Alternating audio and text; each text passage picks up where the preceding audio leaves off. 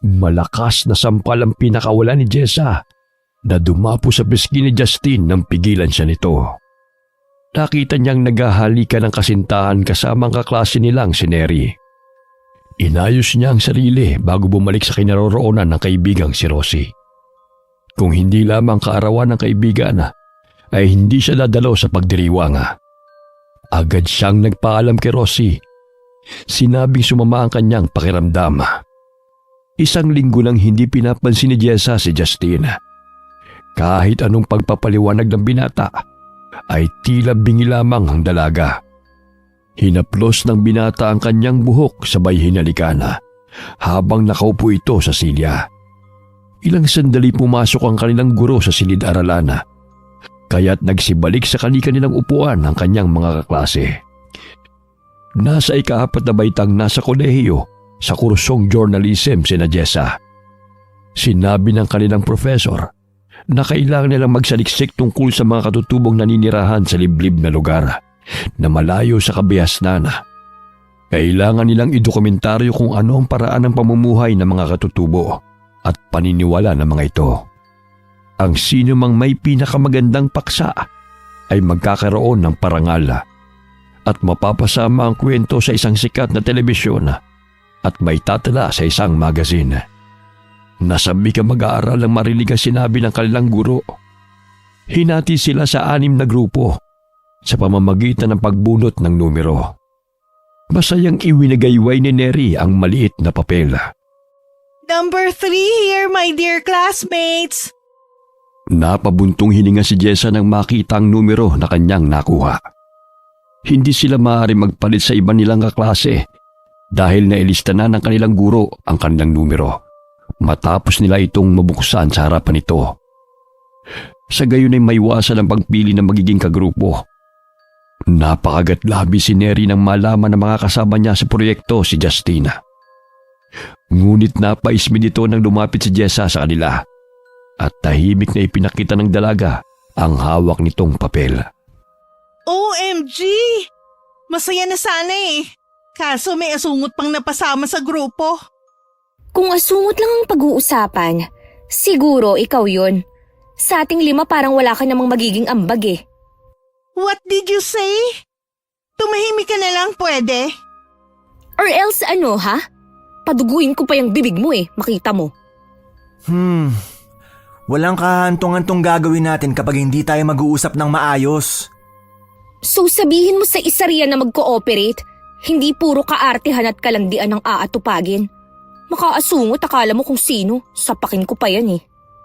Jess, mamaya mag-usap tayo about personal issues natin, pwede? Ngayon, tungkol sa topic natin sa gagawin nating research. Pilit na pinapakalma ni Jessa ang sarili na masabunutan si Neri.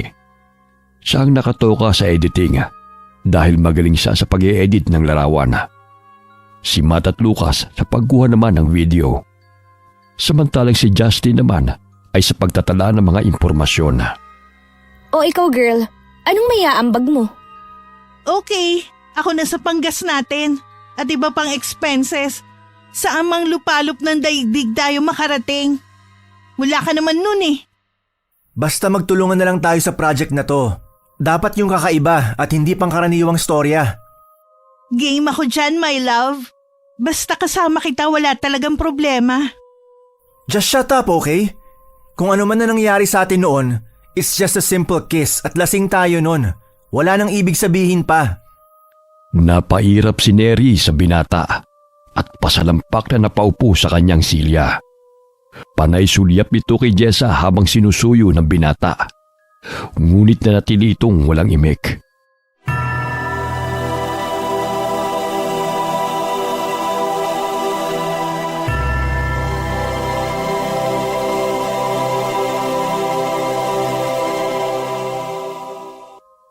Agad na nag-impake ng mga dadalhing gamit si Jessa. Pinaalalahanan siya ng ina na mag-ingat sa pupuntahan nilang lugar, lalo na't wala silang masyadong alam at kakilala roon. Madalas siyang nagdadala ng mga gamot sa tuwing pumupunta sa malayong lugar. Iniabot sa kanya ng ina ang maliit na buntot ng page dahil alam nitong sa kabundukan ang pupuntahan ng anak. Nay naman, dadalhin ko pa talaga to.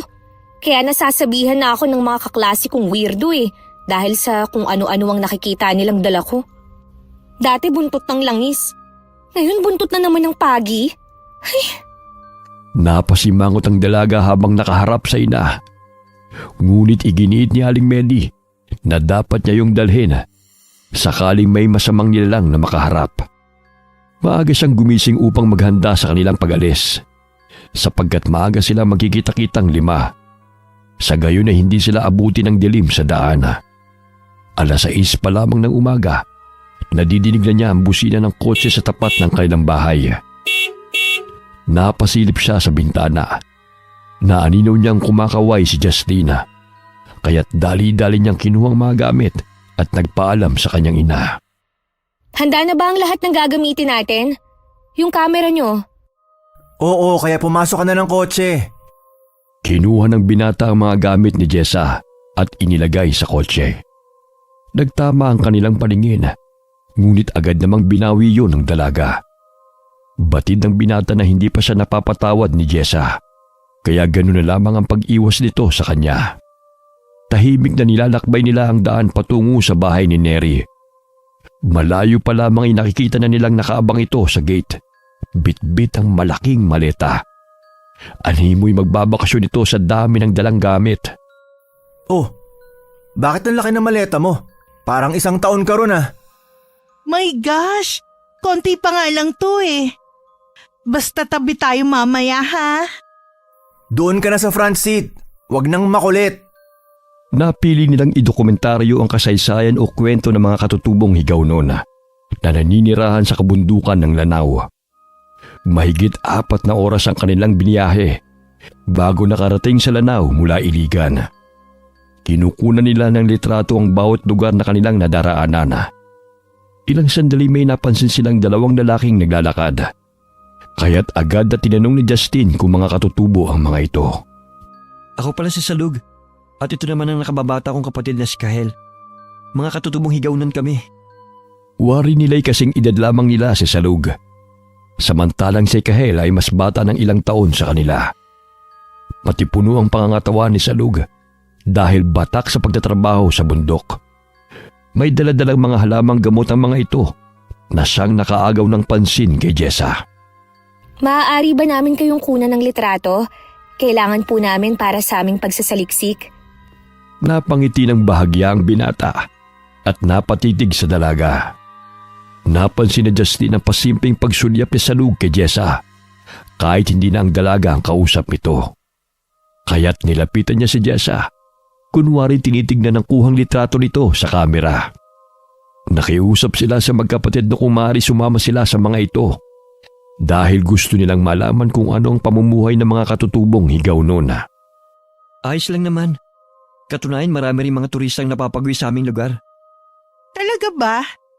Ilang oras naman ang lalakbayin patungo sa tribo ninyo? Mga 3 oras. No problem. May sasakyan naman kami eh. 3 oras na lalakarin. Hindi makakapasok ang sasakyan doon. What?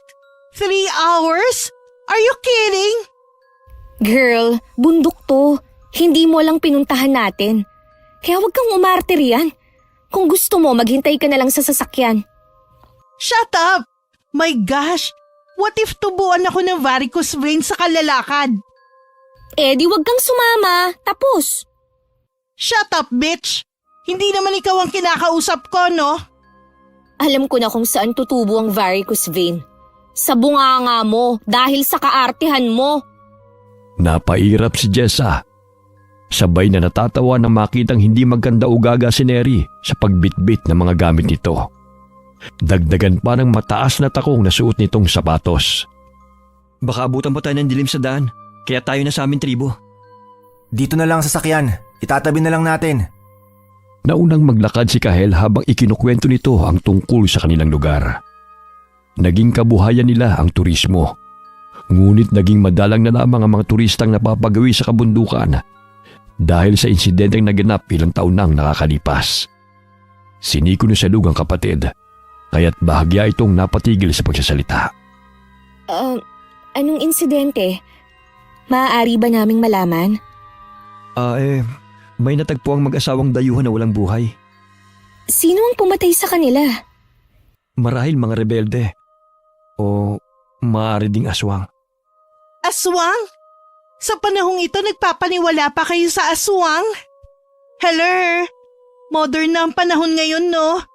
Siguro sa adik maniniwala pa ako. Hindi ka naman pinipilit na maniwala. Che! Isa ka pang weirdo. Bagay ka talaga sa mga ganitong lugar.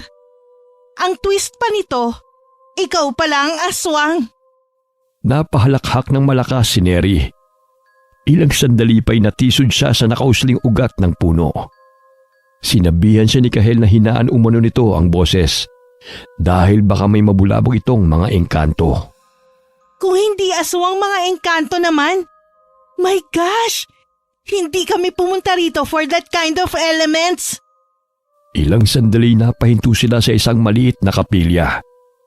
Luma na at sira na rin ang ilang bahagi ng dingding. Inilibot ni Jessa ang kanyang paningin at kinuna ng litrato ang bawat sulok. Gayon din ang ginawa ni na Lucas at Matt. Napatigil si Matt sa kanyang kinatatayuan nang mapansin ang mabalahibong paa ng tao na nakuna ng kanyang kamera sa labas ng kapilya. Tinatakpan ng dahon ng isang paa nito, ngunit malinaw na nahagip ng kamera ang isang paa. Pinakita niya kay Lucas. Ngunit sinabi ng binata na marahil anino lamang yon ng sanga o mga dahon. May mga Kristiyano rin palang naninirahan dito sa Lug. Meron naman kaya nagpatayo sila ng kapilya. Kaso nga lang buhat nang mamatay si Padre Lino. Wala nang paring muling nagmimisa rito. Hanggang sa masira na tong kapilya. Kahit hindi man kami Kristiyano, ginagalang namin ang kanilang reliyon. Karamihan dito sa Lanao, mga Muslim.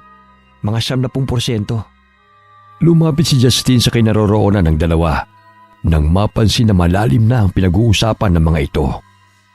Pasimple niyang binigyan ng tubig si Jessa.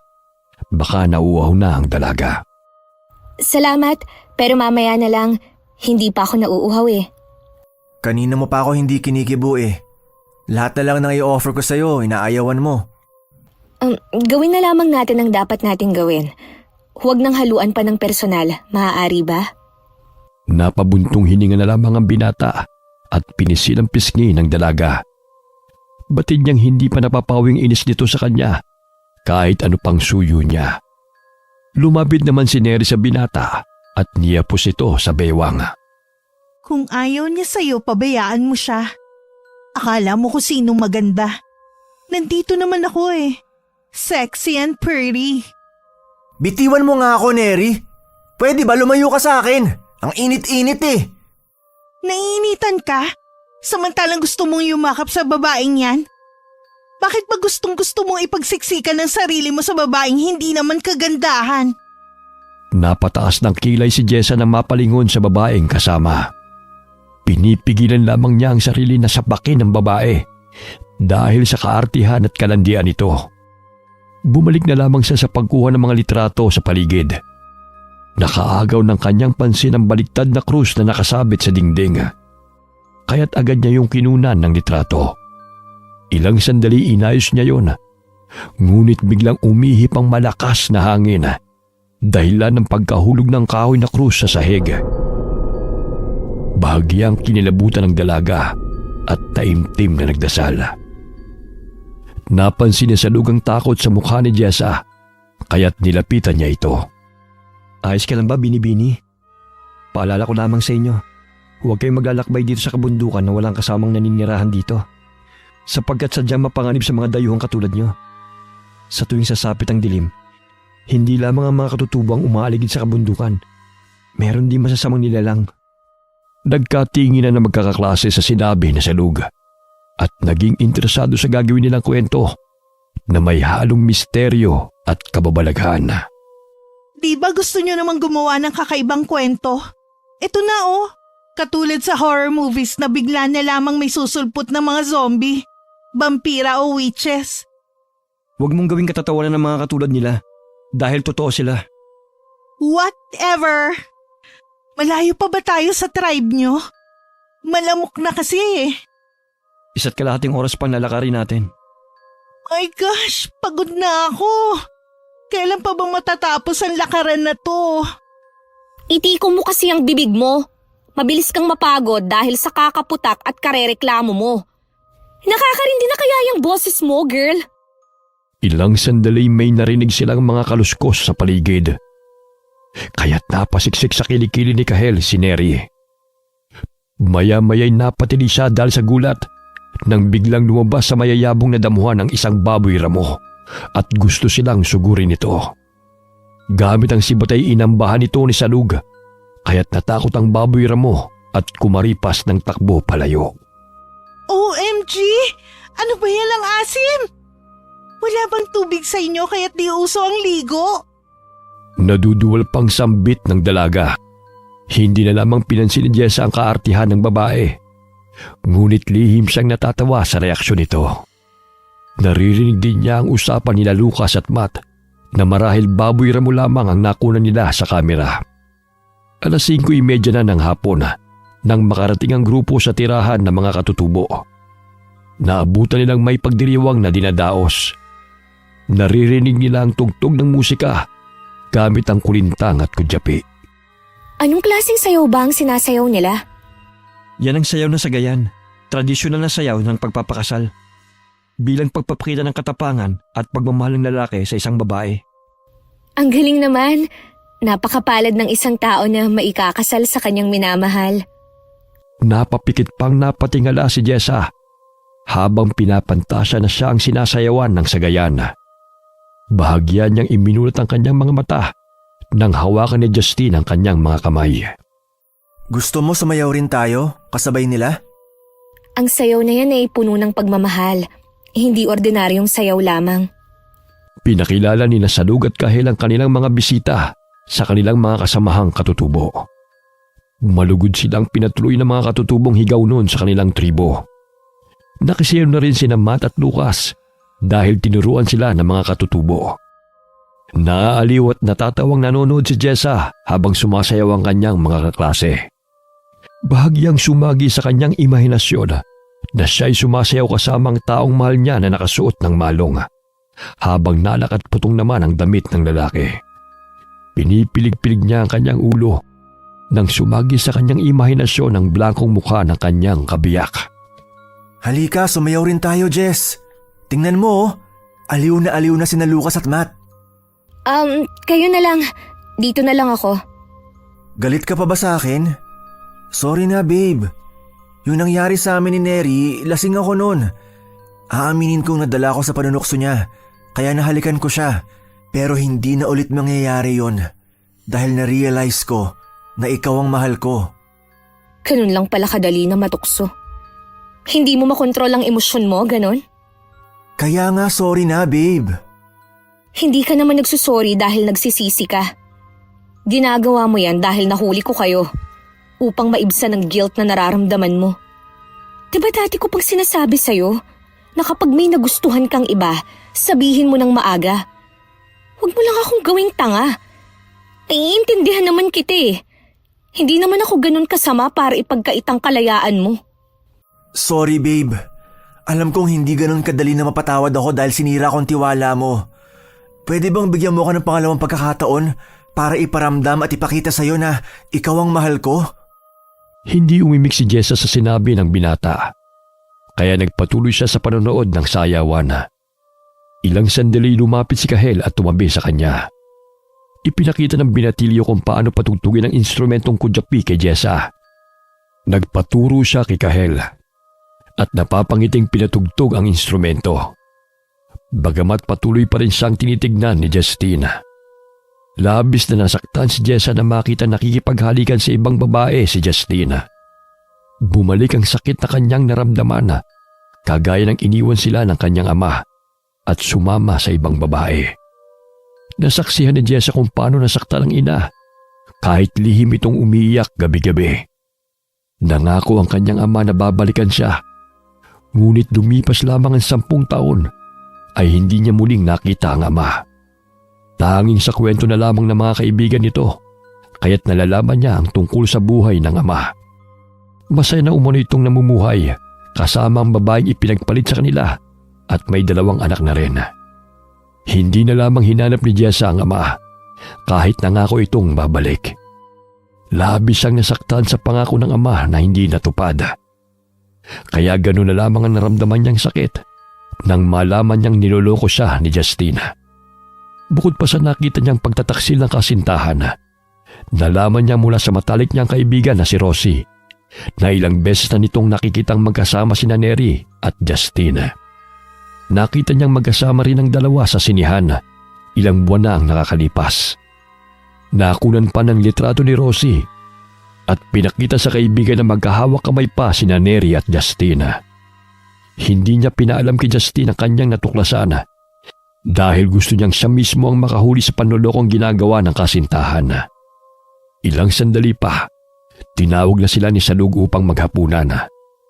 Sariwang pananim ng mga gulay ang inihain ng mga katutubo sa hapagkainan. May mga alagang manok at itik rin ang mga ito. Ayon kay Salug, kung masipag lamang sa kabundukan ay hindi magugutom ang sinuman. Ibang-iba sa pamumuhay sa lungsod. Halos lahat ng gamit at pagkain ay binibili. Matapos kumain ay sinamahan sila ni Salug sa bahay na kanilang tutuluyan. Nakilala nila si Nana Diway na siyang may-ari ng bahay. Malinis at may kanya-kanyang kwarto ang bisitang gustong mamalagi roon. Gawa sa nipa ang bubong. Ang dingding naman ay mula sa kahoy na mulave at kawayan. Napakaaliwalas at malamig ang loob ng bahay. Salug, maraming salamat sa pagtanggap niyo sa amin dito. Walang anuman binibining Jessa.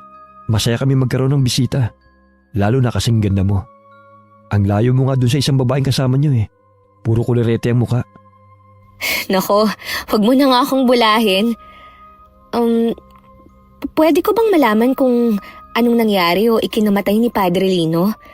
Para kasing nakaramdam ako ng kakaiba sa kapilya. Tila may kung anong misteryo ang naroon eh. Hindi pang karaniwan ang ikinamatay ni Padre Lino. Isa ako sa nakasaksi kung paano siya pinahirapan ng mga pumaslang sa kanya. Hindi man ito pangkaraniwan sa iyong pandinig.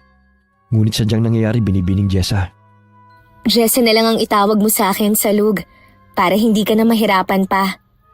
Napangiti ang binata habang kaharap ang dalaga.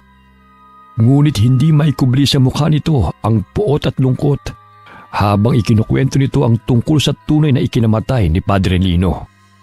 Napatingin si Jessa sa kakaibang mga kwintas ni Salug. Iba't ibang klase mga bato at pangil na mga hayop. Ano nga bang sanhi ng pagkamatay ni Padre Lino? Pinatay siya ng mga aswang. At sa mismong mesa ng kapila siya ng mga ito nilantakan. Kitang-kita ko kung paano nila pinagsaluhan ang katawan ni Padre Lino. Wala akong magawa noon. Dahil 13 taong gulang pa lamang ako ng panahon yon. Hanggang ngayon tila sariwa pa sa aking gunita ang pangyayari. Kahit hindi ako Kristiyano, naging malapit ako kay Padre. Dahil sa tuwing magmimisa siya, ilan lamang ang nagsisimba. Napapahinto ako sa tuwing napapadaan ako sa kapilya. Madalas ay binibigyan niya kami ni Kahel ng pagkain. 5 taong gulang pa lamang si Kahel noon. Mula noon napapadalas na kami sa kapilya kasama ni Padre. Hindi naman niya kami pinipilit na magsali ng reliyon dahil nirerespeto niya ang paniniwala namin. Maging ang ibang mga Muslim na naninirahan dito sa kabundukan, naging kaibigan ni Padre. Dahil marunong siyang makisama at mabait siya sa amin. Kaya ganoon na lamang ang paghihinagpis namin nung malaman ang kalunos-lunos na nangyari kay Padre Lino. Tama naman si Padre. Respeto ang kailangan upang magkaintindihan. Napakapalad yun na kami ni Kahel ang naabutan niyo sa daan. Hindi lahat ng naninirahan dito sa kabundukan at kagubatan ay mga katutubo. May mga tribo at grupo na hindi pangkaraniwan. Mga kanibal sila, Jessa. Hindi lamang mga laman ng hayop ang kanilang kinakain, kundi maging ang laman ng tao. Maniwala ka man o hindi, totoong may mga aswang. Kaya huwag kang basta-basta mamamasyal o pupunta sa mga lugar na hindi mo kami kasama. Nagkukunwari silang kabilang sa tribo ng Higawnon, Teduray o Marawnon upang makapambiktima sila. Dinadala nila ang kanilang mabibiktima sa kanilang kuta kung saan ginagawa nilang pagkain. Totoo? Sa tingin mo, nanganganib din ang buhay namin dito? Narito kayo sa tribo namin, kaya't hindi namin kayo pababayaan, lalo na ang kagaya mo. Napatitig si Jessa sa mukha ng binata. Bahagya siyang napalunok ng sariling laway nang mapansin ang maamo nitong mukha. May hahalin tulad niya sa wangis ng namayapang aktor na si Rico yan. Wala lamang itong dimple. Ilang sandali hinawakan ng binata ang kanyang kamay at ibinigay ang batong mutya ng water lily sa dalaga. Napamangha si Jessa sa batong kulay rosas. Kumikinang pa ang nasa loob ng bato. Batong mutya ng water lily yan, Jessa. Natagpuan ko sa ilog ang mutya, kaya ginawa kong kwintas. Gusto kong ibigay sa iyo yan. Dahil ramdam ko ang busilak mong puso. Naramdaman ko rin ang bigat na iyong dinadala. Ngunit pinipilit mong kayanin ang lahat. Sa takdang panahon, batid ko maghihilom din ang sugat sa iyong puso. Salamat sa napakagandang regalo na to. Ngayon lamang ako nakakita ng ganitong klaseng bato. Isuot mo yan. Ililigtas ka niya mula sa panganib. Samahan mo ng pananampalataya sa Poong lumikha dahil ang lahat ng mutya ng kabutihan ay siya nagbibigay sa amin. Galing si Salug sa angka ng mga manggagamot na mga katutubong higaw noon na tinatawag na mabalian. Kaya maalam ito sa panggagamot at pamamaraan. Tulad ng paggamit ng ritual at seremonya sa pagpapagaling ng may sakit. Pagmamasahe, paggamit ng tradisyonal na paraan ng paghawak at pagbibigay ng panalangin. Sila ay mga animismo na naniniwala sa taglay at kapangyarihan ng kalikasan. Gayunpaman, dahil sa impluwensya ni Padre Lino sa kanila, ay naniniwala sila na anumang nilikha sa mundong ibabaw ay nilikha ng Poong may kapal. Bagamat naghahasik ng lagimang puwersa ng kadiliman, kaya't kinakailangan na paigtingin ang pananampalataya at lakas ng kalooban upang magapi ang masasamang nilalang. Ikinuwento ni Salug sa dalaga ang buong detalye tungkol sa pagkamatay ni Padre Lino. 12 taon na ang nakakalipas. Malalim na ang gabi nang makaramdam ng hindi pangkaraniwang kaba si Salug. Sumasagi sa kanyang isipan si Padre Lino. Dahil anak siya ng mabalian, may kakayahan at nakakaramdam siya ng mga pangitain. Lihim siyang lumabas ng kanilang dampa habang mahimbing na natutulog ang kanyang mga magulang at 3 kapatid. Nagising si Kahelki at magkasama nilang tinahak ang madilim na daan patungo sa kapilya. Sa daan pa lamang ay naririnig na nila ang takbuhan sa mga mayayabong na damuhan. Kaya't ganun na lamang ang kanilang pag-iingat upang hindi sila makita ng mga nilalang na umaaligid sa paligid. Nasa likod ng kapilya ang silid ni Padre Lino kung saan ito nagpapahinga. Akmang kakatukin na sana nila ang pintuan. Ngunit bukas yun at may bahid ng dugo sa siradora ng pintuan. Ilang sandali pa'y naririnig nila ang ungol ng isang tao na animoy humihingi ng tulong, kasabay na nagdadasal. Naririnig din nila ang mga boses na nagsisihagik-gikan. Ilang sandali pa'y malakas na pumalahaw si Padre Lino. Mula sa siwang ng dingding, kitang-kita ni Salug kung paano dukutin ang tinatawag na tareted na aswang ang tiyan ng pare. Hinila nito ang bituka ng biktima at inihagi sa mga kasama nitong animoy gutom na gutom. Pinagsaluhan nilang lantakan ang laman loob ni Padre Lino. Tumalilis ng takbo si Kahel at Salug upang humingi ng tulong sa kanilang mga katribong higaw noon. Nadadapa pa ang magkapatid dahil hinahabol sila ng mga tareted na aswang. Hanggang sa makarating sila sa kanilang bahay at humingi ng saklolo sa kanilang mga kasamahan. Nang makarating sila sa kapilya, ay tanging mga bahid ng dugo at damit na lamang ng pare ang natira. Natitiyak nilang dinala ng mga tareted na aswang ang katawan ni Padre Lino sa kanilang kuta at doon ipinagpatuloy ang pagsalo-salo. Simula noon ay naging mapagmasid at handa ang mga higaw noon sa muling paglusob ng mga tareted na aswang. Ang mga tareted na aswang ay matatagpuan sa Marawi. Mga normal na tao ang mga ito tuwing umaga. Palakaibigan lalo na sa mga dayo. Ngunit tuwing sasapit ang gabi, ay lumalabas ang kanilang bagsik at tunay na anyo. Matipuno ang katawan ng mga ito. Bilugan na mapupulang mga mata. May matatalas na mga ngipin at mabalahibo ang balat. Kinatatakutan ng malakas na tawa ng mga ito. Madalas may dalang tadtaran at matalim na ginagamit nila sa paghiwa ng katawan ng kanilang biktima. Huwag ka mag-alala. Narito kami sakaling lumusog muli ang mga aswang na yon. Matagal na rin silang hindi nagpapakita, kaya huwag ka matakot. Sige, good night, Salug. Salamat ulit sa kwintas na to, ha? Napangiti ang binata bago lumabas ng bahay. Sinundan siya ng tingin ng dalaga at bahagyang hinaplos ang mutyang kwintas na iniregalo sa kanya. Nagulat siya nang biglang sumulpot sa kanyang harapan si Justin. Wala pa tayong isang araw dito, pero napapansin kong gusto ka na ng salug na yon. Nagkamabutihan na nga kayo eh. Napakamalisyoso mo. Palibasa, gawain mo kasi. Lalaki ako, Jess, kaya't alam ko kung may gusto ang tao o wala. Sa titig pa lang niya sa'yo, ang lagkit na eh. Ewan ko sa'yo. Matulog ka na nga. Kung ano-ano pang lumalabas sa bibig mo eh. Yang kwintas na yan, sa kanya ba nang galing? Grabe naman, ang bilis ha? Inirapan ng dalaga si Justin at pasalampak na napaupo sa kanyang higaan. Hindi na niya pinapansin ang binata kahit nagsasalita pa ito. Inayos na lamang niya mga gamit at muling tinignan ang mga kinunang litrato sa kamera. Bahagya siyang napasulyap kay Justin na nooy namumutawi ang inis sa mukha nito.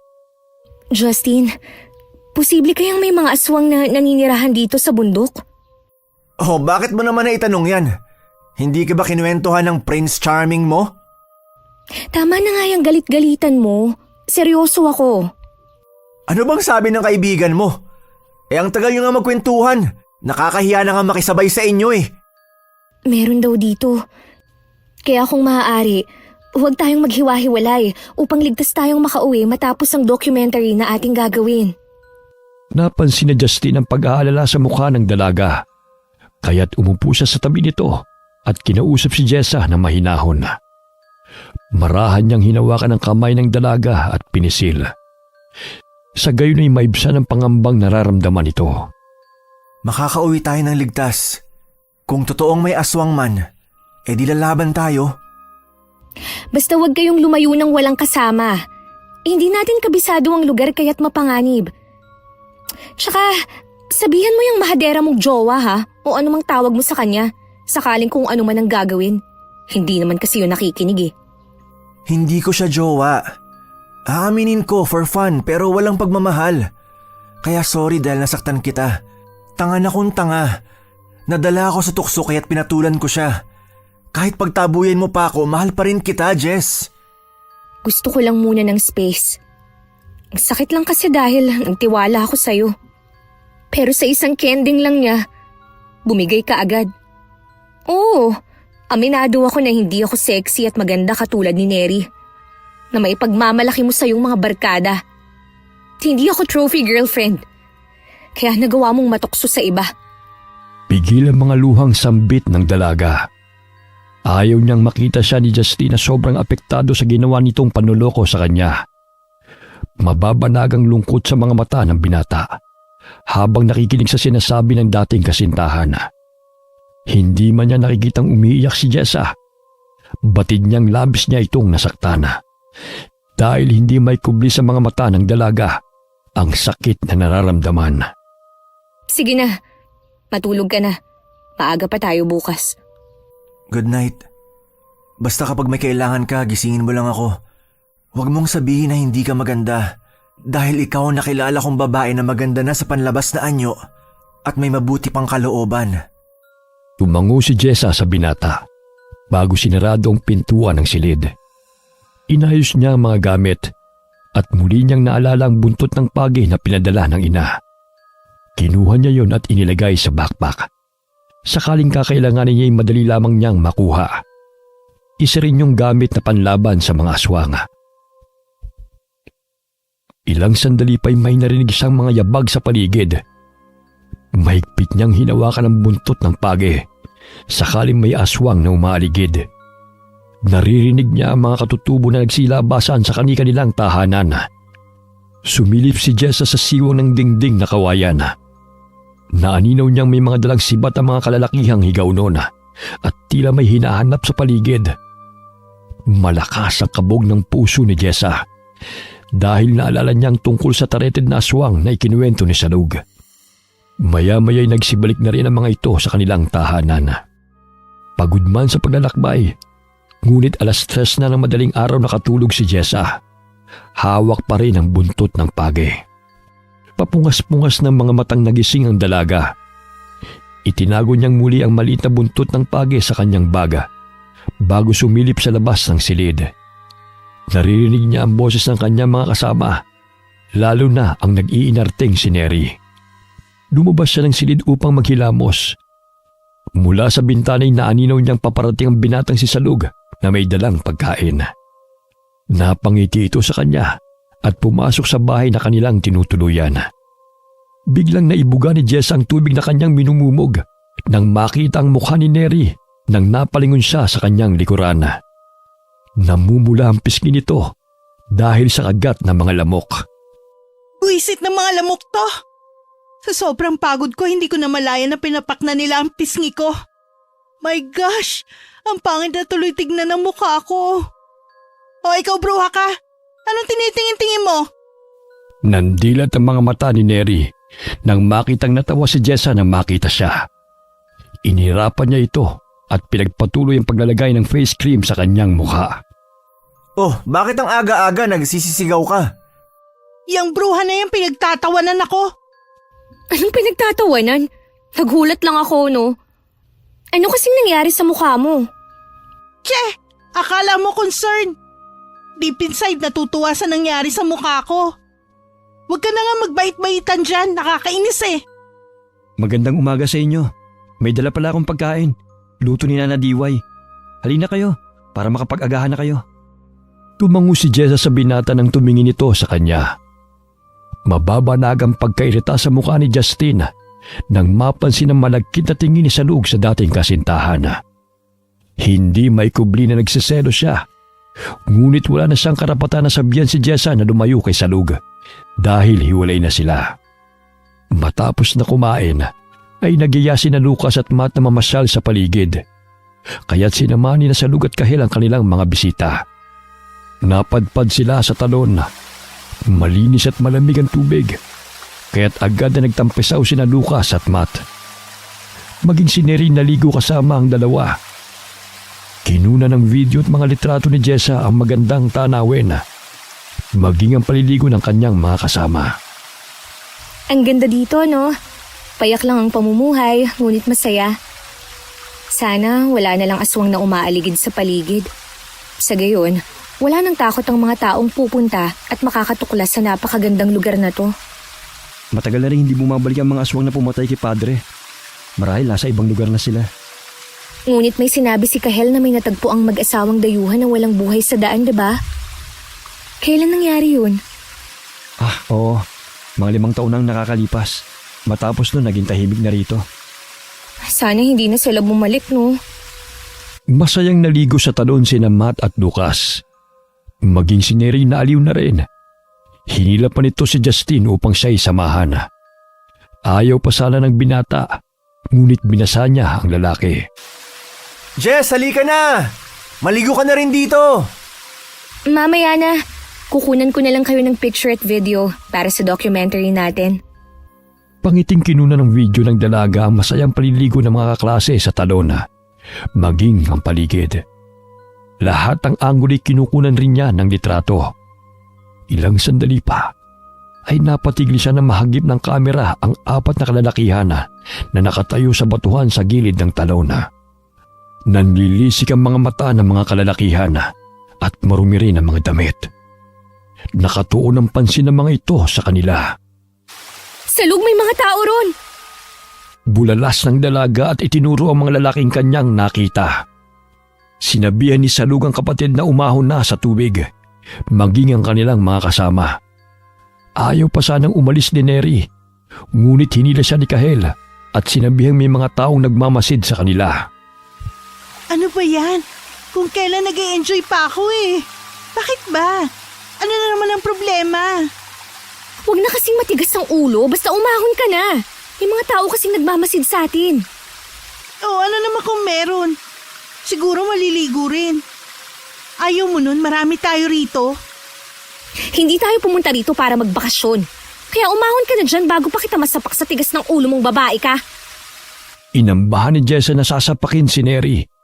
Kaya't dali-daling umahon ng dalaga sa tubig nang makita ang pagkainis sa mukha ng kaklase. Ay, grabe. Nakabikini pa talaga, ha? Ako. Napansin ni Jessa na tumakbo palayo ang mga lalaki nang makita sila ng mga kasamahan nito. Mga katutubo rin ba sila sa lug? Hindi. Nangangaso siguro. Umuwi na tayo. Pwede ba? Mamasyal na muna tayo. Anong gagawin natin sa bahay? Magmumukmok. Let's have fun. Magsuot ka na nga ng damit. Binabalandra mo na ang katawan mo eh. Hindi ka ba nahihiya? Sabihin mo, ingkit ka lang sa katawan ko. Dahil hindi ka kasing kinis ko. Kanina ka pa ha? Pag hindi ka nagbihis, uupakan na talaga kitang babae ka. Huwag mo akong itulad sa mga taong pinasusunod mo sa mga kagustuhan mo. Kung ayaw mong magbihis o umuwi, edi magpaiwan ka. Tingnan ko lang kung makakauwi ka pa ng buhay. Ano pang pinagsasabi mo? Nababaliw ka na. Kaya kung ano-ano nang sumasagi dyan sa kukoti mo. Pwede bang tama ng bangayan nyo? Aalis na nga tayo rito eh. Yang babae mo kasi, disiplinahin mo. Hindi madalas sa pakiusap. Gusto talaga sa puwersahan. Hinawakan ni Salug ang kamay ni Jessa, sa gayon ay kumalma ito. Inakay niya ang dalaga upang lumayo na kay Neri dahil nakikita niya ang inis nito sa babae. Halika na, Jessa. Susunod na rin yan. Napatigil sila sa paglalakad nang marinig ang nakakapanindig balahibong tawanan na umaalingaw sa paligid. Nagkatinginan na magkapatid at kinuha ang patalim sa kanilang tagiliran. Ano bang nangyayari? Sino ang mga taong tumatawa? Huwag ka maingay. Marahil bumalik sila upang makapangbiktima uli. Sino? Sila ba ang sinasabi mong tarited na aswang? Haler! Nakikita niyo bang sumisikat ang araw? May aswang ba sa umaga? Hindi na napigilan ni Jessa ang sarili, kaya't nasapak niya ang babae. Ganoon na lamang ang gulat ng mga kasamahan nilang lalaki sa ginawa ng dalaga kay Neri. Sinabi nang huwag maingay eh. Sige, mag-inarte ka at lakasan mo pa ang boses mo. Hindi lang yan ang aabutin mo sa akin. Natameme si Neri sa lakas ng pagkakasapak ni Jessa sa kanya. Napasapusa sa dumurgong bibig at napahikbing napasandal sa dibdib ni Matt.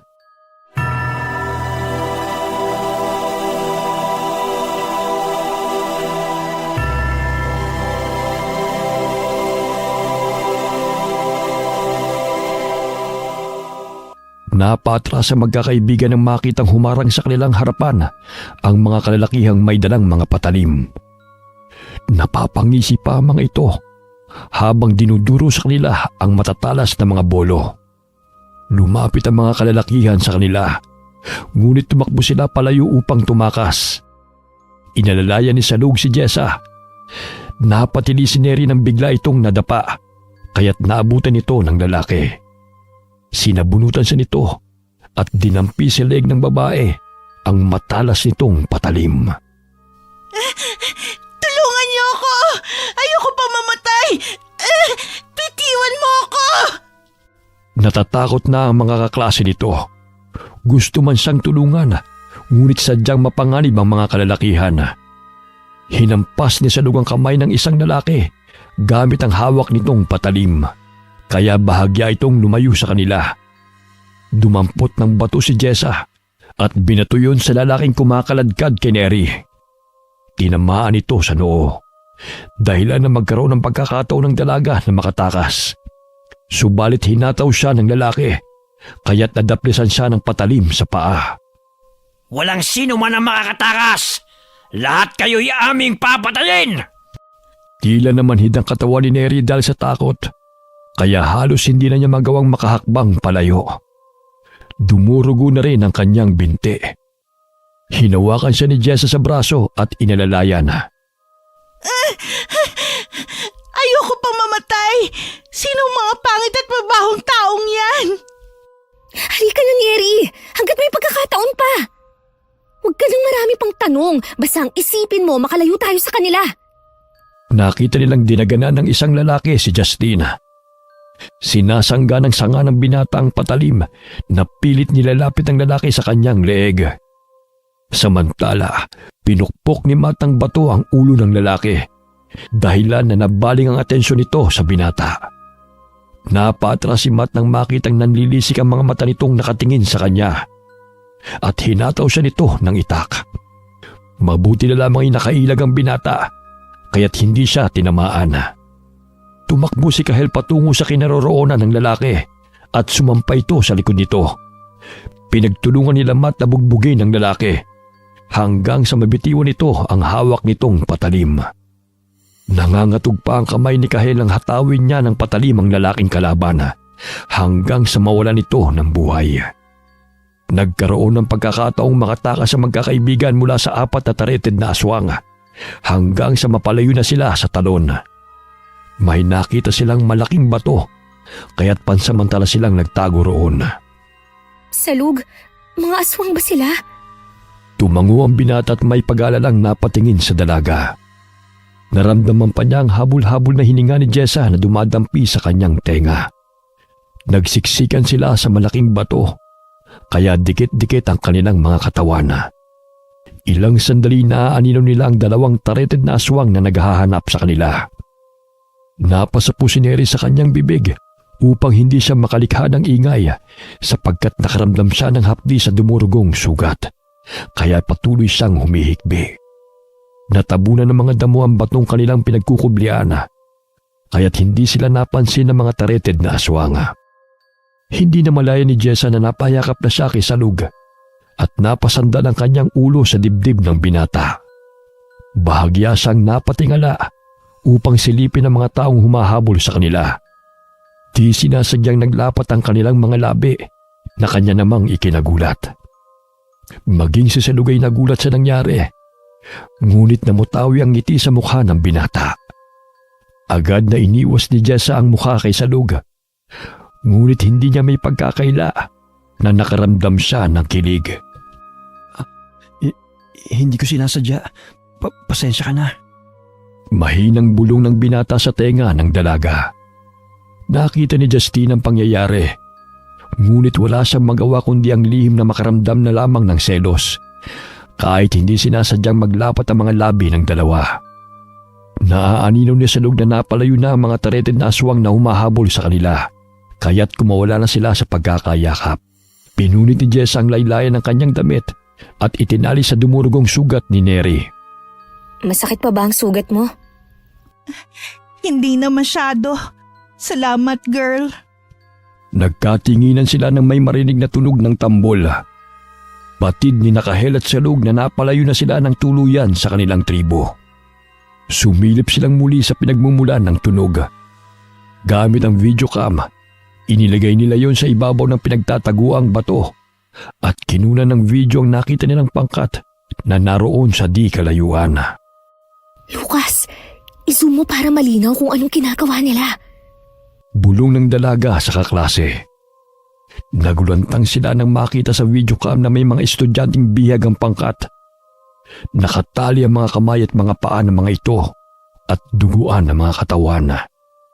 Nanginginig ang mga kamay ni Jessa habang patuloy na pinapanood ang nakunang video. Justin, nakita ko si Rosie at Jeff. Nandito sila. Tulungan natin ang mga kaibigan ko. Mag-iisip tayo ng paraan, Jess. Hindi pwedeng lulusob na lang tayo basta-basta. Tama si Justine. Mapanganib ang mga tareted na aswang. Kitang-kita nila kung paano tadtarin ng mga ito ang laman ng nahuling biktima. Ganoon na lamang ang pagmamakaawa ni na Rosie at Jeff habang umiiyak. Umiiyak na rin si Jessa dahil natatakot sa sasapitin nila sa kuta ng mga aswang. Nakarating tayo sa kuta ng mga tareted. Dito lang pala sila nagtatago.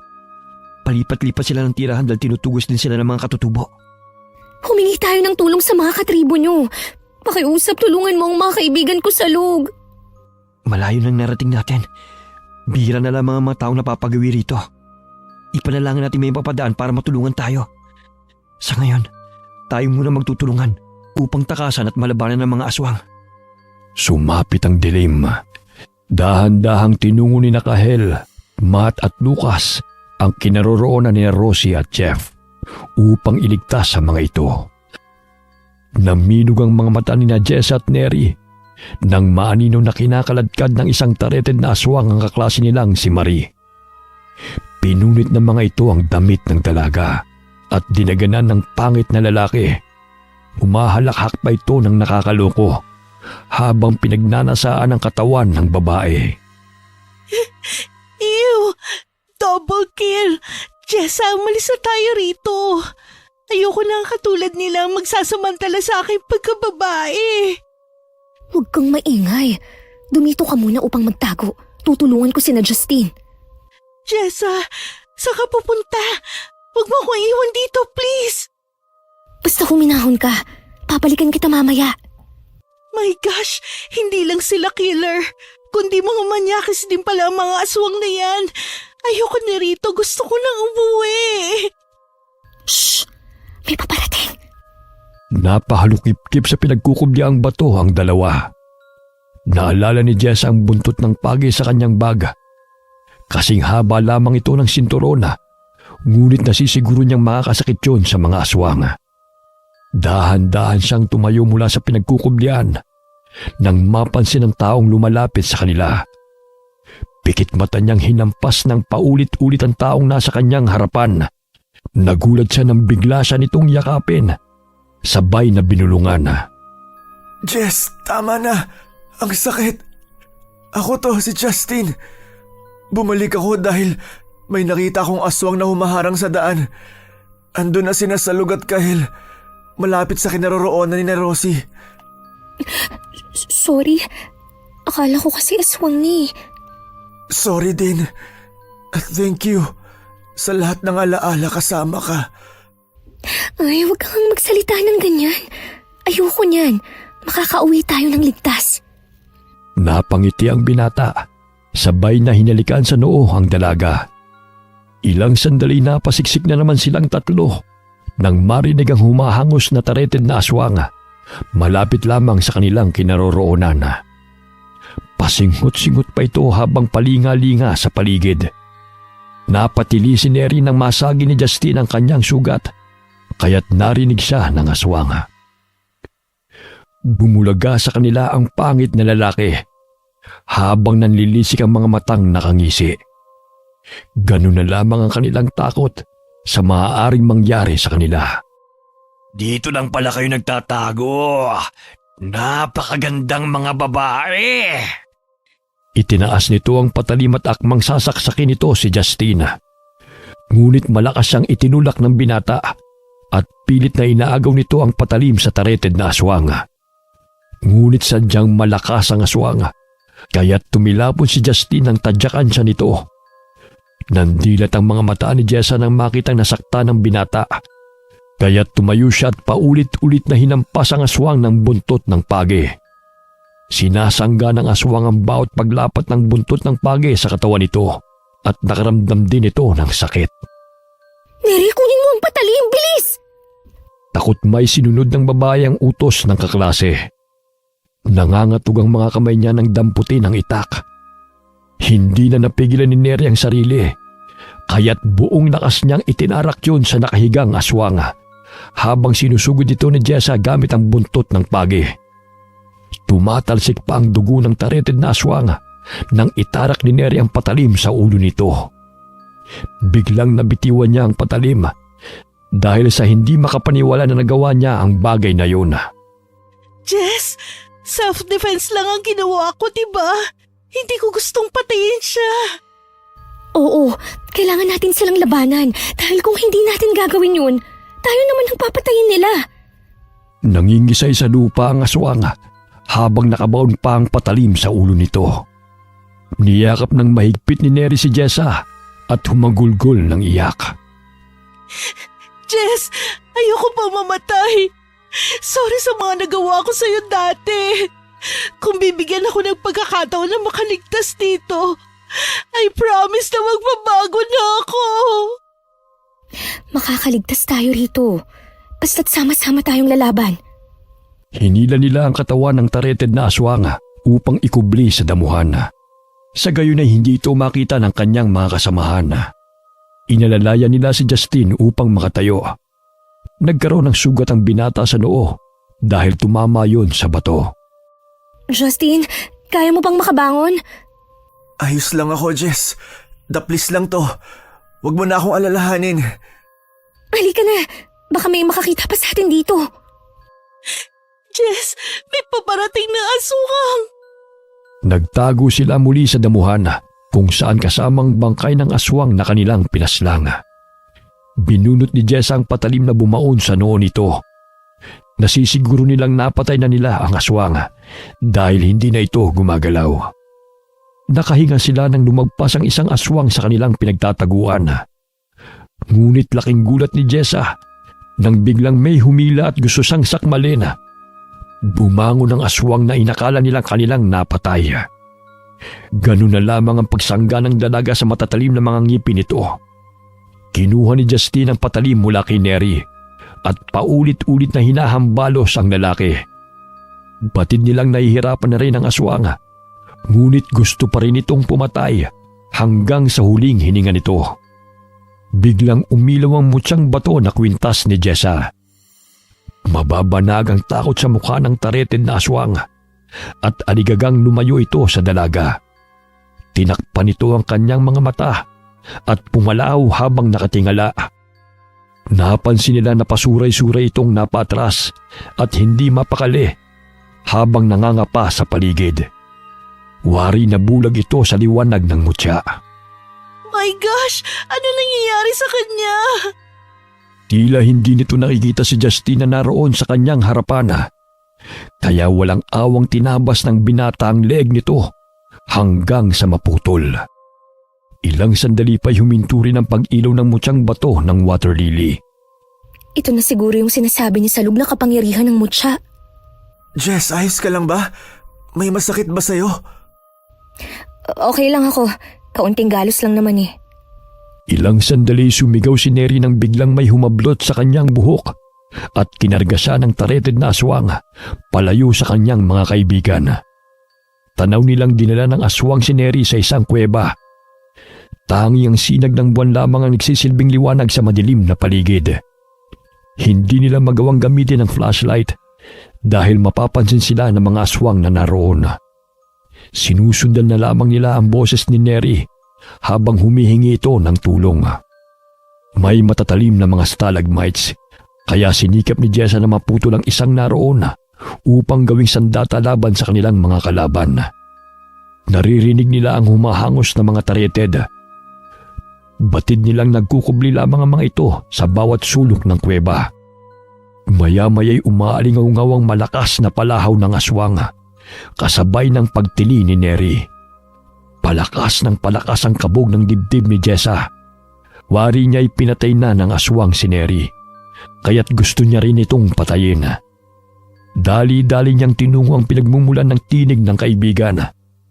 Subalit biglang may humablot sa kanya at tinakpan ang kanyang bibig. Jessa, ako to si Salug.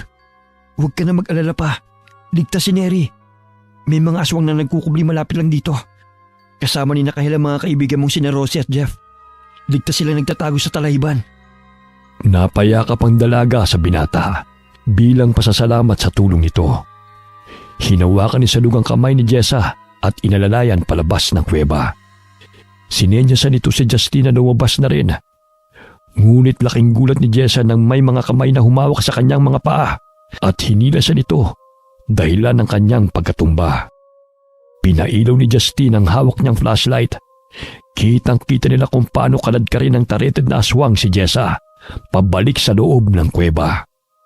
Hoy! Ibalik mo siya! Ibalik mo siya rito! Sinugod ng mga tareted na aswang sina Justin at Salug. Pangising tumalon ng tareted na aswang sa dalawang binata. Hinahataw nito ng patalim si Justin, ngunit malakas siyang tinadyakan ni Salug dahilan na napasandal ito sa gilid ng kuweba. May nakausling matulis na bato, kaya't natusok ang mata ng aswang dahilan ng malakas nitong palahaw. Gamit ang patalim nito ay paulit-ulit na sinaksak siya ni Salug hanggang sa binawian ng buhay. Ilang sandali pa'y pumasok sa kuweba sina Lucas at Matt nang marinig ang tinig ng kanilang mga kaibigan. Bitbit ang sanga ng kahoy ay nilabanan nila ang mga tareted na aswang. Sa tuwing matatama ng mga ito ng liwanag ng flashlight sa mata, ay napapatras sa mga aswang. Kahinaan nila ang direktang liwanag na tumatapat sa kanilang balintataw. Baka may mga pailaw pa kayo dyan. Tinanong ni Justin ang dalawang kaibigan kung may dalang flashlight ang mga ito. Agad na kinuha ng dalawa ang dala nilang flashlight sa kanilang bag at pinailaw yun. Napapayuko ang mga tareted na aswang sa tuwing natatama ng liwanag ang kanilang mga mata. Gayon na lamang ang galit ng mga aswang dahil hindi nila magawang sugurin ang lubusan ng mga binata. Nagkaroon ng pag-asa ang mga binata na matalo ang kanilang mga kalaban. Patakbong tinungo ni Salug ang tareted na aswang na tumangay kay Jessa, habang ang tatlong binata ay patuloy na nakikipaglaban sa mga tareted na aswang. Nakadampot ng buto si Jessa, kaya't inihagis niya yun sa aswang na kumakaladkad sa kanya. Natamaan ito sa batok, kaya't pansamantalang napahinto ito sa paghila sa kanya. Ilang sandali may nakapasang bato, kaya't ibinato niyang muli sa mukha nito. Narinig niya ang tunog ng bato na sumapul sa pisngi ng lalaki. Sa galit nito ay inambahan siya nitong sasaksakin ng patalim. Ngunit malakas niyang tinadyakan ng aswang, dahilan para makawala siya mula sa pagkakahawak nito. Luluray-lurayin ko yung katawan mo! Matapang ka? Pwes, sasabihin ko sa'yo na wala ka ng kawala! Muli siyang hinila ng aswang patungo sa ilalim na bahagi ng kuweba. Malalim ang parte ng tubig doon. Habol hininga si Jessa sa tuwing nilulublob ng aswang ang kanyang ulo sa ilalim ng tubig. Natatawa ito habang nakikita siyang nahihirapang huminga. Ilang sandali hindi magawang makaahon ng dalaga dahil pinipigilan siya ng aswang. Napangisi ang aswang na mapansing hindi na gumagalaw ang kanyang biktima. Wari niya ay tuluyan na itong nalunod. Mahigit 5 minutong hindi nakaahon si Jessa mula sa tubig.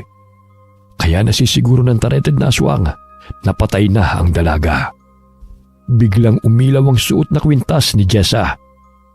Maya-maya'y iminulot niya ang kanyang mga mata at hinawakan sa braso ang tareted na aswang na pumipigil sa kanyang ulo. Buong lakas niyang hinila ang aswang pababa sa tubig. Sinisipa niya ang tareted na aswang upang siya'y mabitiwan ito. Ngunit patuloy siya nitong pinipigilan na makaahon. Mga 10 minuto silang nanatili sa ilalim ng tubig. Naramdaman niyang lumuluwag na ang pagkakahawak ng aswang sa kanya. Wari niya ay tuluyan na itong nalunod. Hindi mawari ni Jessa kung bakit nakahinga siya sa ilalim ng tubig. Ilang sandali umahon siya kasabay ng pagkinang ng mutyang bato ng water lily. Naanino niya ang patalim ng tareted na aswang, kaya't dinampot niya ito. Napansin niyang may lumabas mula sa sulok ng kuweba, kung kaya't hinataw niya ito ng patalim. Sige, lumapit ka! Sisiguraduhin kong puputulin ko yung ulo mo! Walang sino man ang makakatakas sa lugar na ito! Kahit anong gawin mo, mabubulok ka lamang dito kasama nila!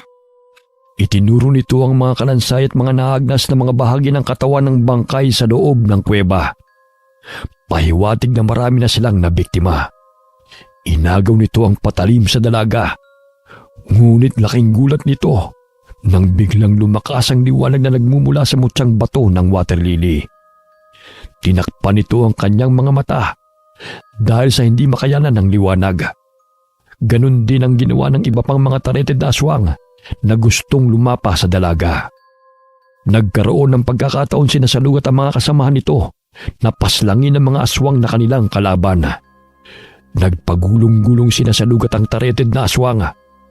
Sinaksak siya ng binata ng paulit-ulit sa dibdib. Sumisirit pa ang malapot na dugo nito. Pasinok-sinok itong kumapit sa damit ng binata hanggang sa binawian ito ng buhay. Salamat dito, Salug. Niligtas nito ang buhay ko mula sa pagkalunod at malabanan ng mga aswang. Halika na, lumabas na tayo bago pa tayo maabutan ng iba.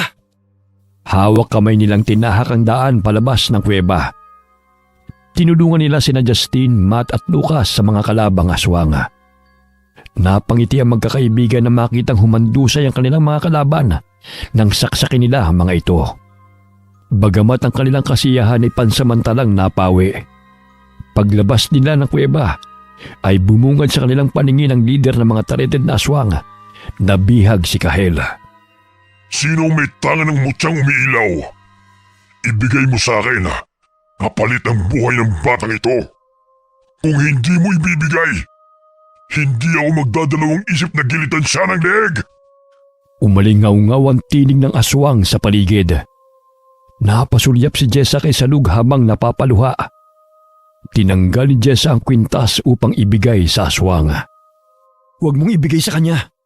Traidor ang mga aswang na yan. Hindi sila tumutupad sa pangako. Ngunit papatayin niya si Kahel. Ang sobrang kabaitan mo ang siyang magpapahamak sa'yo. Eh ano nang gagawin ko? Sige, akin na. Ako nang bahala sa kanya. Tama na yung satsat. Ibigay mo na sa akin ang mutyang yan. Sandali! Hindi ba't ikaw yung mahilig sa magaganda? Balingkinitan at maganda ang hubog ng katawan? Maaari mo kong angkinin at pabayaan mo na lamang silang umalis. Mamuhay tayo rito na tayong dalawa lang. Napalingon ng aswang kay Neri. Mapapansin sa mukha nito ang pagkahumaling sa dalaga. Hinubad ng dalaga ang damit at tanging bikini na lamang ang suot nito. Hoy Neri, anong ginagawa mo? Hayaan niyo na lang kami rito. Gusto ko siya makasama habang buhay. Totoo ba yung sinasabi mo? Gusto mo kong makasama? Oo naman. Basta pakawala mo yang si Kahel. Sige, lumapit ka. Kung totoong sasama ka sa akin, magandang dilag. Nanginginig ang katawan na lumapit si Neri. Unti-unting lumuwag ang pagkakasakal ng aswang kay Kahel at itinulak niya ang binatilyo palayo at hinablot ang dalaga. Namilog ang mga mata ni Jessa nang yakapin ang lider ng mga tareted na aswang si Neri. Mababanag sa mukha nito na nagustuhan nito ang dalaga. Inilabas pa nito ang dila at dinilaan sa pisngi si Neri. Halos madawal siya sa ginagawa ng aswang.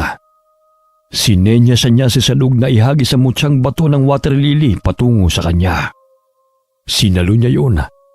Ilang sandali bigla yung lumiwanag, kaya't naggalit ang aswang nang ilapit yun ni Neri sa kanyang mga mata. Pilit nitong inilalayo ang mutya ng water lily dahil nahihirapan siyang makakita. Lingid sa kaalaman ng aswang na hawak ni Neri ang buntot ng page na ibinigay ni Jessa. Paulit-ulit siyang hinampas ng dalaga. Tumakbo ang kanyang mga kasamahan upang tulungan siyang sugurin ang lider ng mga tareted na aswang. Yan ang kabayaran sa ginawa mo sa akin, hayop ka! Ang baho at lansa ng hininga mo! Never ako magkakagusto sa pangit na katulad mo! Pinagtulungan nilang saksakin ang patalimang lider ng tareted na aswang. Kumuha ng malaking bato si Jessa at binagsak yun sa naghihingalong aswang. Malakas na palawang pinakawalan nito nang bumagsak ang bato sa kanyang ulo. Siguraduhin ninyong patay na yan! My gosh! Ayoko mabuhay pa yan! At pag nasaan ang katawan ko, over my dead body! O sige na, magbihis ka na. Sakaling bumangon pa yan. Niyakap ng mahigpit ni Jessa si Neri dahil sa ginawa nitong pagligtas sa buhay ni Kahel. Kahit anumang nagawa nitong pagkakamali noon, ay sinika pa rin niyang gumawa ng tama. Maraming salamat, Neri. Hindi ko sukat akalain na kaya mong ibuwis ang iyong buhay para sa kapakanan ng iba. Buisit na aswang yan! Super yucky talaga, girl! He kissed me! My gosh! Sobrang baho ng hininga niya. Akala ko nga mamamatay na ako eh. Nandidiring pinahid niya ang malagkit na laway sa kanyang pisngi, sabay na naduwal. Napangiti si Neri sa reaksyon ng kaibigan. Paano ba yan? Hindi mo na malilimutan ang moment na yon. Siguro yun ang pinakamalupit na halik na naranasan mo. Che, isa ka pa! Salug, saan naman na tayo pupunta ngayon? Baka may mga aswang pa sa paligid. Uuwi na tayo. Ngunit kailangan pa rin natin maging alerto at magmasid sa paligid. Ilang sandali pa'y may narinig silang kaluskos. Hinanda ni Matt at Lucas ang patalim upang sugurin ang mga aswang. Ngunit bahagya silang napatras sa kanilang kinatatayuan nang lumabas ng talahiban sina Jeff at Rosie. Tumakbo si Jessa at niyakap ang kaibigan. Rosie, kumusta ka? May sugat ka ba? Napangiting umiiling-iling si Rosie at muli siyang niyakap habang umiiyak. Sabay-sabay nilang tinahak ang daan pabalik ng tribo ng mga higaw noon. Ikinuwento ni Rosie na may taong nagpakilala na isa raw itong katutubo na naninirahan sa kabundukan. Ipinaliwanag ng grupo ni Rosie ang tungkol sa dokumentary na kanilang gagawin. Kaya pumayag ang lalaki na sumama sila sa lugar ng mga katutubo. Doon mismo sa kuweba. Hindi nila alam na kuta yun ng mga aswang. 3 araw na silang naroon. Nauna silang maglakbay kaysa sa grupo ni Jessa. Maliban kina Rosie, ay may ibang kabataan pa itong bihag. Kitang-kita nila kung paano lapain at pagsaluhan ng mga laman ng mga ito. Kung magugustuhan nila ang mga babae, ay pinagsasamantalahan muna ng mga tareted na aswang bago tadtarin ang mga katawan upang gawing pagkain. Hindi nakaligtas sa kamay ng mga aswang sina Marie, Liam at Paul. Naunang pasalangin sina Paul at Liam dahil nanlaban umano ang dalawa. Halos mamao sa kaiiyak si Rosie habang ikinukwento ang masaklap na pangyayari sa kanyang mga kaklase. Pwede ba magpahinga muna tayo? Pagod na ako eh. O sige, magbubukang liwayway na naman. Nagugutom na nga ako eh. Maghanap muna tayo ng pagkain. Siguro marami naman ditong mga ligaw na prutas. Dumito na kayo. Kami na ni Kahel na maghahanap. Nagpahinga ang magkakaibigan habang hinihintay ang pagbabalik nila sa Lug at Kahel. Ngunit kalahating oras na hindi pa bumabalik ang dalawa. Kinabahan si Jessa kaya't pinagsabihan niya ang mga kasamahan na baka may masamang nangyari na sa magkapatid. Justine, maaari mo ba akong samahan upang hanapin si Kahel at Salug? Nag-aalala na kasi ako sa kanila eh. Sige, nandito naman sina Matt at Lucas para samahan sina Rosie. Paano ako? Iiwan niyo ako? Hindi ako papayag. Sasama ako. Dumito ka na lang. May sugat ka. Baka mapano ka pa. Concerned yan? O gusto mo na namang masolo si Jessa? Just shut up, okay? Kung ano-ano na naman ang iniisip mo. Para walang away, lahat na lang tayo maghahanap sa magkapatid. Sa daan ay may naaanino ng mga patak ng dugo ang magkakaibigan. Sinundan nila yon hanggang sa mapadpad sila sa kasukalan. Maya-maya'y nagulat sila nang biglang may humablot kay Neri at sinabunutan ng dalaga. Nanlaki ang mga mata ni Jessa nang makita ang babaeng aswang na paika-ika at galit na sinasaktan si Neri. Nagpagulong-gulong ang dalawa sa damuhan kaya't patakbong sinundan sila ng magkakaibigan. Ganun na lamang ang paghingi ng saklolo ni Neri sa mga kasama. Dahil bumabaw ng matatalim ng mga kuko ng babaeng aswang sa kanyang braso at tagiliran. Tama na! Nasasaktan ako! Tulong! Tulungan niyo ako! Isa kang haliparot! Dahil sa kalibugan mo'y namatay ang mahal ko! Kaya't ipaparamdam ko sa'yo ang nalalapit mong kamatayan! Anong pinagsasabi mo? Bitiwan mo ko! Nasasaktan ako! Iniuntog-untog ng aswang ang ulo ni Neri sa lupa at paulit-ulit na sinasampal habang nakadagan sa dalaga. Ganun na lamang ang pagsangga ni Neri gamit ang kanyang mga braso. Nanginginig ang dalaga nang makitang inilabas ng aswang ang matatalim ng ngipin nito upang siya'y sakmalin. Ngunit bago pa man lumapat ang mga ngipin nito sa dalaga, malakas na itinarak ni Jessa ang patalim sa leeg ng babaeng aswang. Sa tulong ng mutya ng water lily, ay nakapagbibigay yun ng leksi sa taong may tanga nito. Maging si Jessa ay hindi makapaniwala sa lakas na nananalaytay sa kanyang katawan. Walang awa niyang tinabas ang ulo ng babaeng aswang na nakadagan sa kaibigan. Sumigaw pa si Neri nang mahulog sa kanyang harapan ang ulo ng aswang na dilat ang mga matang nakatingin sa kanya. Oh my gosh! Ilayo niyo sa akin yung nakakadiri! Pumalahaw ng iyak ang dalaga at dali-daling bumangon. Malalim ang mga sugat niya sa braso kaya't kinakailangan na lapatan ng pangunahing lunas. Maya-maya'y dumating si Kahel at Salug, bit-bit ang mga saging. Nagulantang ang magkapatid nang makitang naputol ang ulo ng aswang. Nakilala ng dalawang babae na siyang madalas nilang nakakasalubong sa daan at naalala niyang huling nakausap ni Padre Lino bago ito namatay.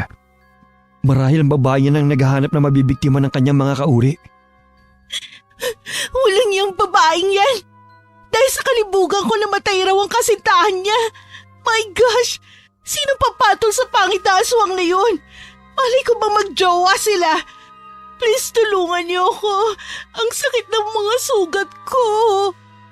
Hindi na makayalan ni Neri ang lumakad, kaya't salitan sa pagkarga sa kanya sina Matt at Lucas. Narating nila ang talon, kaya't agad na nilinis ni na Jesse at Rosie ang mga sugat ng kaibigan. Mabuti na lamang ay palaging may dalang medicine kit si Jessa sa kanyang baga, kaya't agad na nalapatan ng antibiotic cream ang mga sugat ni Neri upang maiwasan ang impeksyon. Sumisikat na ang araw nang marating nila ang tirahan ng mga katutubong higaw noon. Malayo pa lamang ay sinalubong na sila ng mga ito at nag-alala sa kanilang mga itsura. Paano ba yan? Nasira na yung videocam dahil pinumpukpok ni Matt sa ulo ng aswang. Wala tayong masasubmit na documentary video. May pictures pa naman eh. Yung mga nakunan kong litrato, masasayang moments natin yun.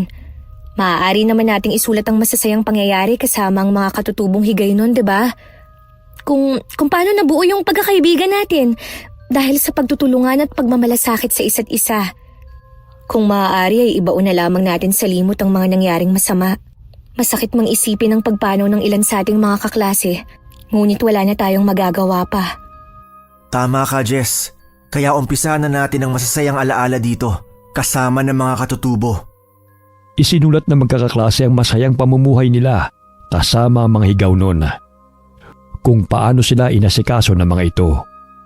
Maging ang masasayang larawan kasama ng mga katutubo, lalo na sina Kahel at Salug, ay isinama nila sa ginagawang magazine.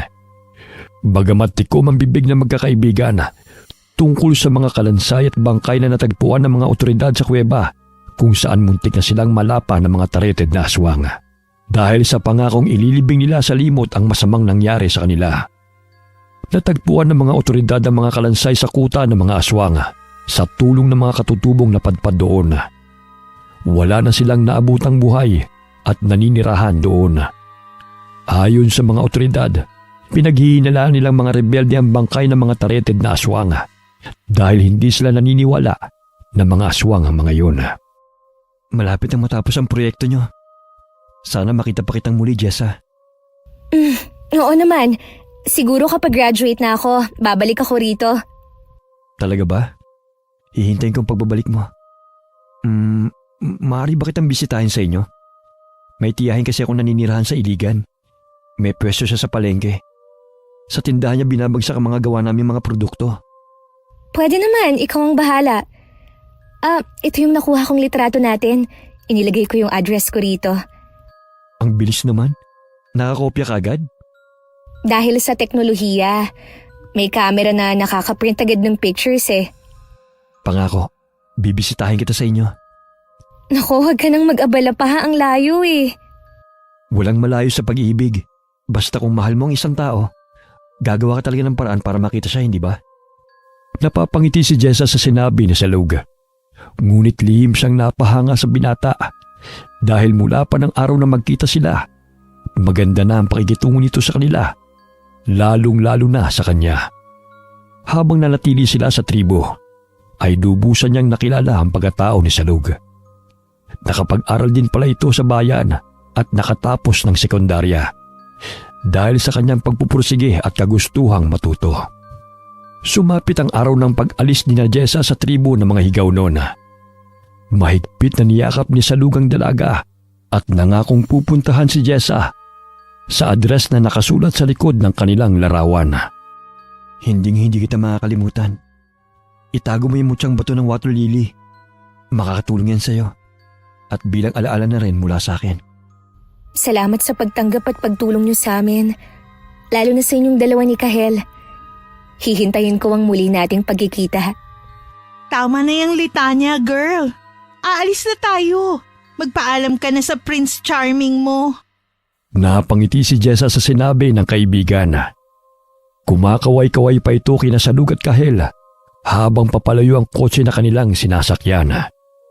Bit-bit ang masasayang alaala kasama ang mga katutubong higaw noon at ang masalimuot na pangyayari sa kuta ng mga tareted na mga aswang. Wakas. Malakas na sampal ang